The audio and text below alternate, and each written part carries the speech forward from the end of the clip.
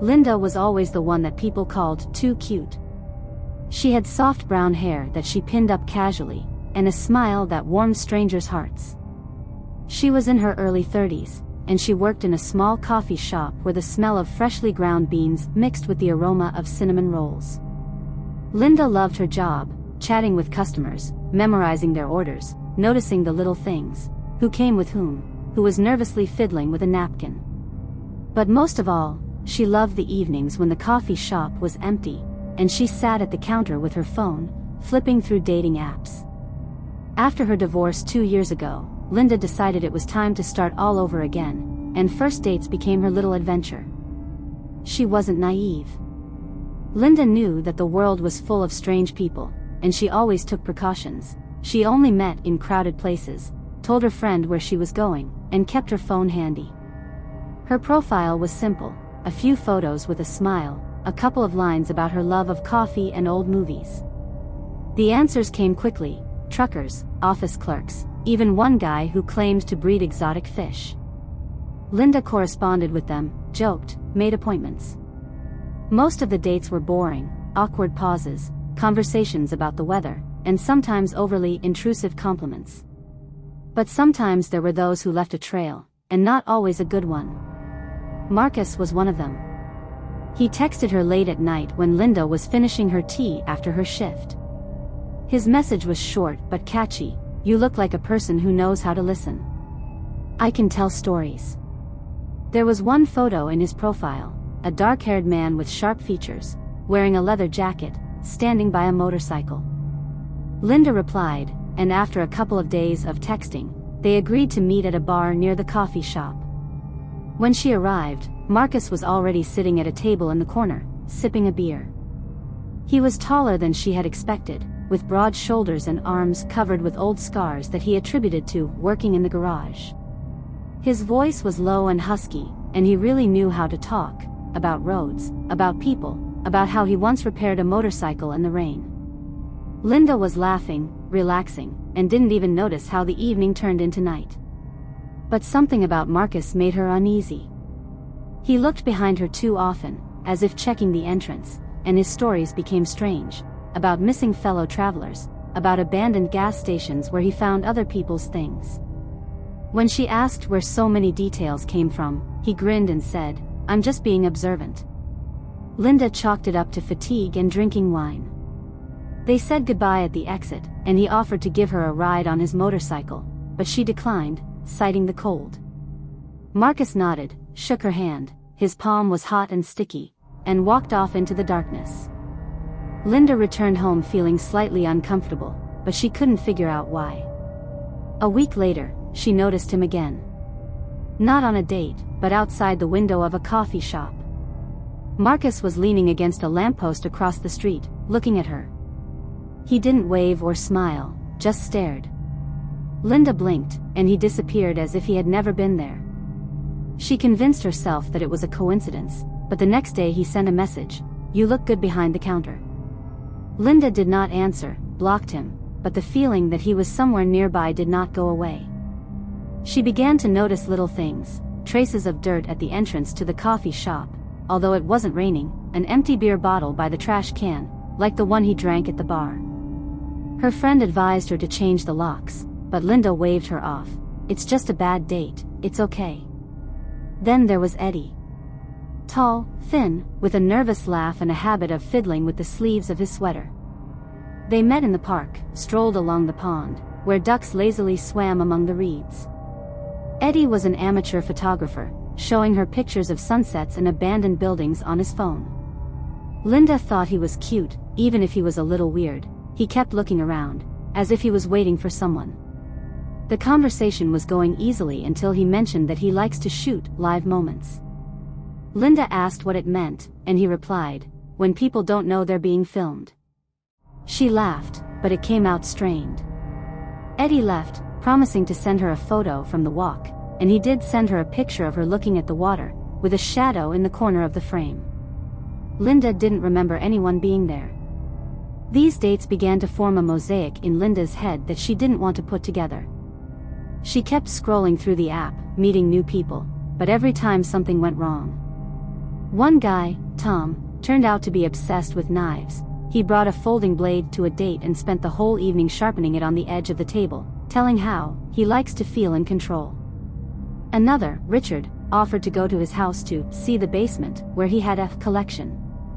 Linda refused and left, but their faces stuck in her memory. She began to suspect that the app was not just a place for dating, but a trap where she stumbled upon the worst of the worst. One night, while closing the coffee shop, Linda found an envelope under the door. Inside was a handwritten note, "You're too nosy.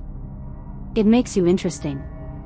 The handwriting was uneven, the letters trembled, as if the writer was in a hurry. Next to it was a photograph of herself, behind the counter, taken through glass. Linda threw the envelope in the trash, but she couldn't sleep. She started checking the windows, double-locking the doors, and even bought a can of pepper spray. But the feeling that someone was watching didn't go away. The last straw was the call. The number was hidden, and the voice was low, unfamiliar, with a slight rasp. "You look good when you're afraid." Linda hung up, but the phone rang again. And again. She turned it off, but the next morning she found a message from the same number, "See you soon."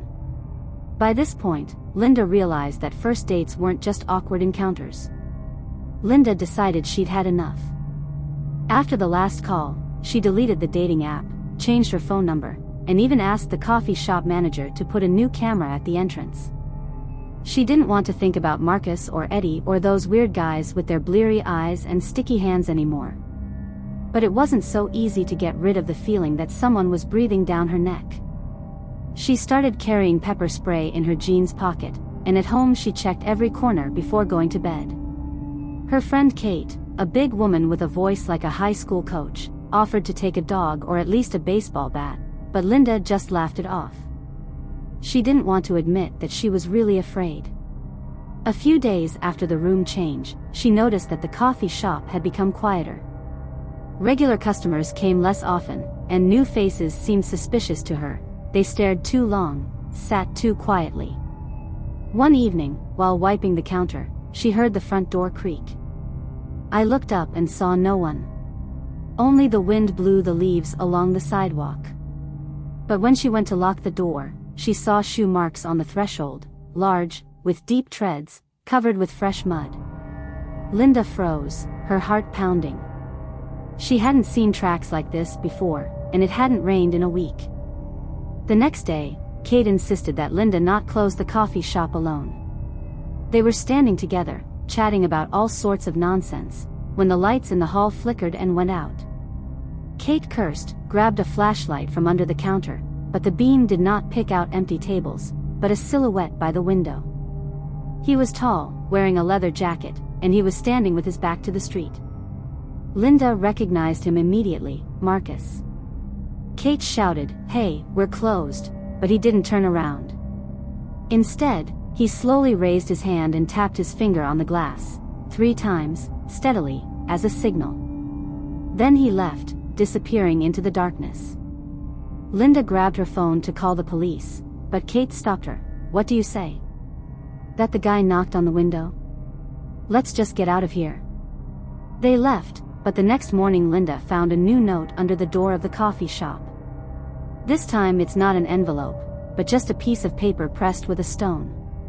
The handwriting was the same, shaky, "You can't hide forever." There was a key nearby, an old, rusty one with a jagged edge. Linda threw everything in the trash, but kept the key for herself, not knowing why.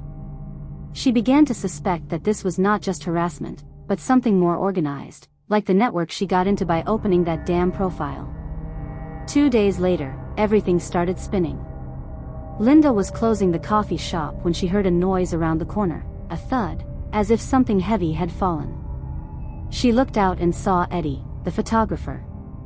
He was standing by the trash can, holding a metal pipe in his hands, and a man was lying next to him, Tom, the one with the knives. His face was smashed, blood was flowing from his nose, but he was still breathing, wheezing and trying to crawl away. Eddie turned around, spotted Linda, and smiled the nervous smile she remembered from their date. "He wanted to pick you up first," he said, nodding at Tom. Linda backed away, but Eddie took a step toward her, holding up the pipe. She rushed to the door, managed to slam it shut and turn the lock. Through the glass, she saw Eddie looking at her, and then he hit the frame with the pipe, once, twice, until the glass cracked. Linda ran to the phone, dialed 911, but the line was silent. She heard footsteps from behind. Someone was already inside. She turned around. Marcus. He was standing at the counter, holding a revolver in his hands, an old one with a worn handle. His eyes were empty, like those of a man who had crossed a line long ago. "You should have come with me that night," he said softly. Linda rushed to the back door, but the door was locked from the outside. Marcus took his time, following her, tapping the tables with the barrel. She grabbed a coffee pot from the counter and threw it at him. The glass shattered on his shoulder, but he didn't even flinch. At that moment, the glass of the front door shattered, and Eddie stumbled inside, covered in sweat, with a pipe in his hands. Marcus turned around, and a shot rang out, loud and deafening. Eddie collapsed, clutching his chest, his fingers loosened, and the pipe rolled across the floor. Linda took advantage of the moment, ran out through the broken door and ran down the street. She heard Marcus yell after her, "This isn't over," but she didn't stop until she reached the gas station half a mile from the coffee shop. There, panting, she asked the cashier to call the police. The police arrived quickly, but the coffee shop was already empty.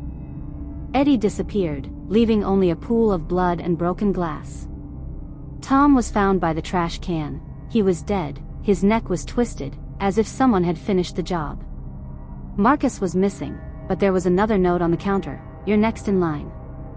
The policeman, an elderly man with tired eyes, told Linda that it looked like a psychopathic showdown, but she knew it wasn't an accident. These people were connected, not by a game, not by shadows, but by something real, tangible, like the smell of gunpowder in the air. Linda quit the coffee shop the next day. She moved in with Kate, barricaded the windows, and started sleeping with a knife under her pillow. But the threat has not disappeared. A week later, Kate found a brown, crumpled, and oil-stained package at the front door. There was a phone inside, an old push-button phone, and when Linda turned it on, a video flashed on the screen. It was shot with a trembling hand, Linda walking through the park with Eddie, Linda laughing at the bar with Marcus, Linda closing the coffee shop. And then the frame changed to Tom, tied to a chair in some basement, gagged, while someone's hand, not visible whose, hits him in the face. The video ended with a scream. Linda realized that these were not just maniacs. It was a group, a network of people who preyed on people like her, lonely, curious, looking for warmth. They didn't hide in the shadows, they didn't play games, they lived among it, ordered coffee, smiled, and then shot, cut, and broke. She remembered the key from the note and decided to check it. He went to the lock of the old closet in Kate's apartment, which she had never opened. Inside were photographs, dozens, hundreds of people, men and women, with dates and names on the back. Her photo was the last one pinned to the inside of the door, with the inscription, "Soon." That night, Linda heard footsteps outside the window. She grabbed a knife and stood by the door, ready to fight. But the footsteps stopped, and instead there was a sound, a gunshot, distant but clear. She looked out. There was a man lying on the street, face down, and next to him was a revolver, the same one that Marcus had. Someone was shooting at him from afar, and Linda realized that this was not a rescue, but a warning. They won't stop. They will come after her, and it will not be a mystical horror, but a real, cold, logical meat grinder, where she is just another victim on their list. Linda stood at the door with a knife in her hands, listening to the silence that followed the shot. Her fingers were shaking, but she gripped the hilt so tightly that her knuckles turned white. The body on the street lay motionless, the revolver glittering in the moonlight like an ominous beacon. Kate was asleep in the next room, snoring after drinking whiskey, and Linda didn't wake her up. It was her battle. She slowly walked over to the window, opened the curtain a crack, and peered out into the darkness. The street was empty, except for the wind blowing debris across the asphalt. But something told her that this wasn't the end, but the beginning of something much worse. The next morning, the police took the body. It was Marcus. The bullet had entered the back of his head, neatly, like a professional shot. The detective, a young guy with tired eyes, told Linda that it looked like a showdown, but they had no suspects. He asked about the videos, the notes, the photo cabinet, but she saw boredom in his eyes, another crazy woman with paranoia. Linda didn't mention the key or the photo with her name on it. She knew that the police would not help her. It wasn't just an accident, but a system, a network of people who knew her habits, her weaknesses, and now they were playing with her like cats with a mouse. In the afternoon, Kate went to work, leaving Linda alone. She was sitting in the kitchen, looking at her phone with a video, which she still hadn't turned off. The screen was blinking and the battery was running low, but Linda turned on the recording again. The footage of Tom in the basement was replaced by a new excerpt. The camera showed the coffee shop from the inside, empty at night, but her bag was lying on the counter, the same one she had left the night she ran away from Marcus. Someone filmed it after she left. Then the camera turned, and a face flashed into the frame, Eddie, alive, with the same nervous smile, but his eyes were different, empty, like a doll's. The video ended at the sound of footsteps. Linda realized that Eddie hadn't died in the coffee shop. Marcus's shot had wounded him, but someone had pulled him out, and now he was part of this nightmare. She threw the phone into the sink and filled it with water, but it didn't help. The fear had already taken root. In the evening, she heard a knock on the door. 3 strokes, slow, like the ones Marcus had left on the glass of the coffee shop. Linda grabbed a knife and went to the door, but when she looked through the peephole, she saw an empty hallway. She opened the door and there was a shoe on the threshold, a big one with a dirty tread, like those footprints in the coffee shop. There was a note inside the shoe, "You're not alone in this house." Linda slammed the door, ran to Kate's phone, but the line was dead again. She heard the creak of floorboards in the bedroom. Someone was moving where Kate was sleeping. Linda burst into the room, but Kate wasn't there. The bed was rumpled, the pillow was on the floor, and there was a mirror on the wall that hadn't been there before. In the reflection, Linda saw herself, and the figure behind her, tall and hooded. She turned around and saw no one. But the mirror continued to show this shadow until Linda broke it with a knife. Shards scattered across the floor, and a camera rolled out from under the bed, a small one with a flashing red light. She was writing it down. Linda realized that Kate had been taken away. She grabbed her friend's car keys, ran out to the old pickup truck on the driveway and sped away. She needed to leave, to hide, but the headlights picked out a figure on the road, Eddie. He was standing with a pipe in his hands, his chest was bandaged with dirty bandages, and his smile stretched to his ears. Linda stepped on the gas, aiming directly at him, but he stepped aside, and the pipe hit the hood with a bang. The car stalled. Linda jumped out and ran across the field to the abandoned barn, which was visible in the distance. Eddie followed her, taking his time, like a hunter who knows that the prey is not going anywhere. The barn was old, with a sunken roof and the smell of rotten hay.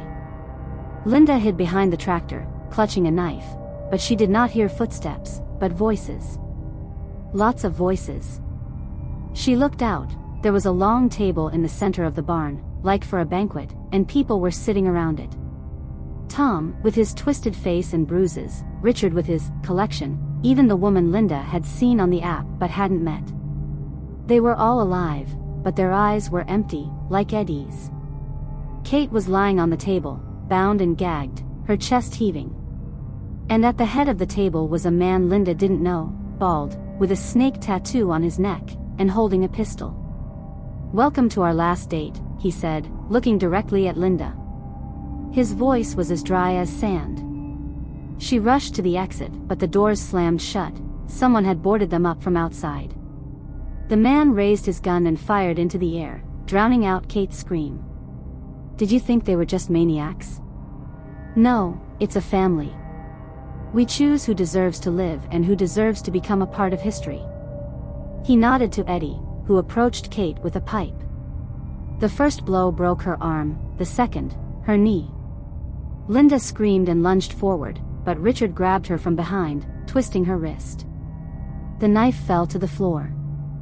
They tied Linda to a chair across from Kate. The tattooed man came closer, his breath smelling of tobacco and metal.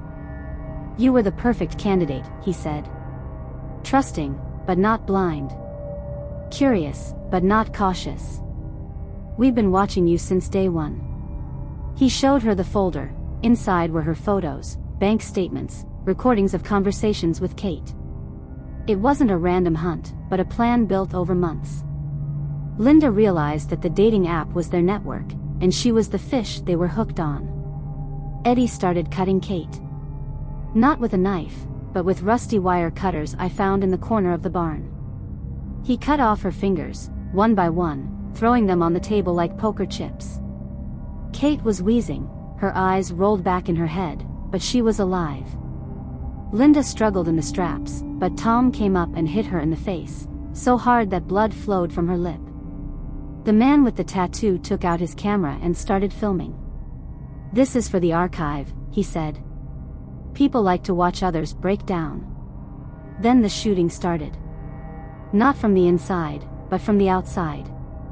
Bullets pierced the walls of the barn, one hit Richard's shoulder, the other hit the leg of the woman from the app. Everyone screamed and scattered, but the man with the tattoo remained calm. He raised his gun and shot Kate, right in the chest, ending her torment. Linda screamed so hard that her throat burst. The barn door collapsed, and masked men rushed in, not the police, but someone else, with machine guns and flashlights. They fired indiscriminately. Eddie fell with a bullet through his head, Tom was shot in the stomach and crawled to the exit, the woman died on the spot. The man with the tattoo grabbed Linda, put a gun to her temple.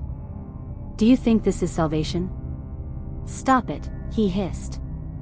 "These are competitors." The masked men opened fire, and a bullet hit him in the arm. He dropped the weapon, but managed to push Linda to the table. She fell on Kate's body, her face covered in her friend's blood. One of the masked men came up, tore off the straps, and yanked her to her feet. "Are you with us or with them?" "What is it?" he asked, taking off his mask. It was the guy from the coffee shop, the one who ordered lattes every morning, quiet, inconspicuous. Linda recognized him, but before she could respond, he hit her on the head with the butt of his rifle. She woke up in the back of a truck. His hands are tied, and his mouth is taped shut. There were bodies nearby, Kate, Eddie, the woman from the app, all dead, stacked like sacks. The truck was shaking over potholes, and voices were heard in the cabin. "She saw too much, let's leave it as a warning." Linda realized that this was not salvation, but a new circle of hell. She reached for a piece of metal in the back and started cutting the ropes, but the truck stopped. The door opened, and the guy with the latte pulled her out. They were standing by a pit, deep, fresh, with the smell of damp earth. "You could have been one of us," he said, pulling out his gun. "But you're too weak." Linda lunged, hit him in the throat with a piece of metal. Blood gushed out like a fountain. He fell, wheezing. She ran, hearing gunshots behind her, but the bullets missed. She ran across the field until she fell into the mud, gasping for breath. A barn was burning in the distance, smoke rising into the sky as a signal of the end of the world. The next day, the farmers found her, dirty, covered in blood, with empty eyes. She didn't speak, just pointed to the pit where the bodies lay. The police unearthed everything: the truck, the bodies, the cameras with the recordings. But Linda knew it wasn't over. They were everywhere, in coffee shops, on the streets, in apps. She survived, but she became different, broken, sick, with a voice in her head that whispered, "You're next." And when she looked in the mirror, she saw not herself, but all of them, Marcus, Eddie, Kate, smiling, waiting for her to break down completely.